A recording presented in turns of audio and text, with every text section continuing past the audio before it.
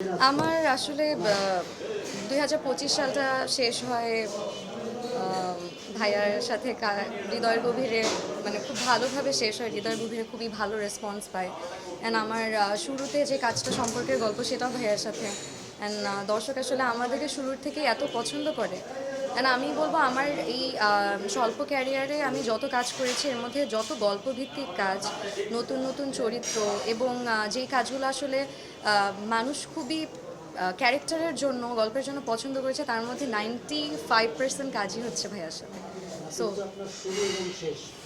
এবং আমার আসলে ব্রেকটা হয়ও সুহাসিনী থেকে আরিয়ান ভাইয়ার, সেই কাজটাতেও আমার কোয়ার্টিস্ট ছিল জোমান ভাইয়া। So he is very cooperative, আর খুব অনেস্টলি কাজটাকে ওন করে। So that's something I really really like about Joman ভাইয়া। আমার কাছে মনে হয় সময়ের সাথে সাথে আসলে এই জুটি বা এই কেমিস্ট্রি এটা আসলে চেঞ্জ হয় এবং দর্শকের টেস্টও চেঞ্জ হয়। হয়তোবা ফর দ্য টাইম বিং 2025 পুরাটাই আসলে আমাদের খুব ভালো ভালো কাজ গেছে।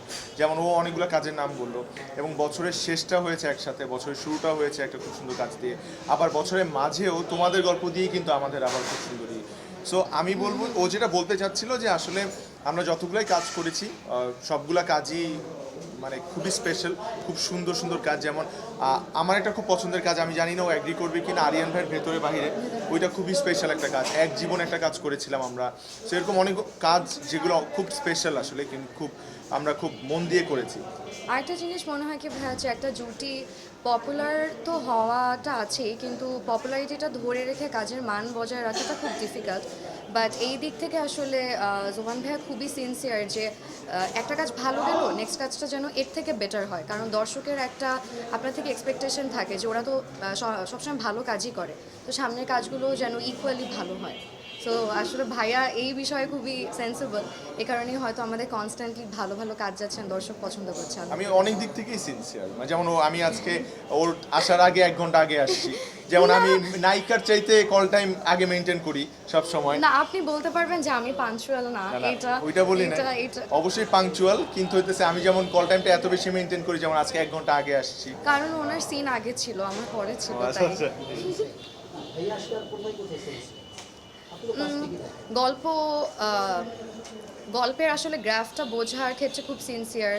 আর উনি আসলে শুধু, আমরা তো আসলে হয় কি নিজের চরিত্র নিয়েই বেশি ভাবি, নিজের চরিত্রটাই আগে দেখি গল্প পড়ার সময়, কিন্তু উনি একটা সিনে ওনার খুব ভালো হলো, উনি খুব ভালো করে করলো, বাট উনি সবসময় চায় যেন আমি ইকুয়ালি ভালো করি।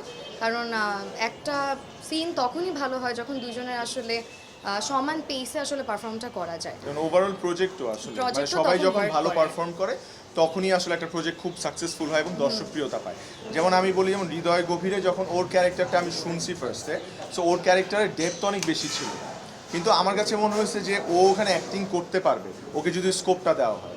সো ডিরেক্টরও ওই স্কোপটা দিছে ওকে, এবং আমার কাছে মনে হয়েছে আমার জায়গা থেকে আমার ওকে যতটুকু সাপোর্ট দেওয়া লাগে আমি করছি, এই কারণে হয়তো বা কাজটা এত সুন্দর হয়েছে, ও অনেক বেশি প্রশংসা পেয়েছে।